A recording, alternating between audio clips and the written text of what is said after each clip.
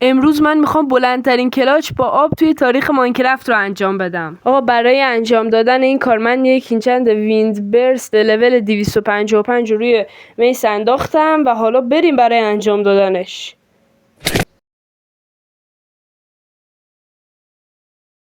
اسکینم کامل سیاه شد، اصلا عجیبه. او هنوز دارم بالا میرم. A few moments later. الان حدوداً 1 دقیقه گذشته. بعد من فقط تازه اسکینم معلوم شده. ولی قول بده اگر تونستم لایک و ساب یادت نمیره. اوه تازه ابرا معلوم شد. ببینیم چی میشه.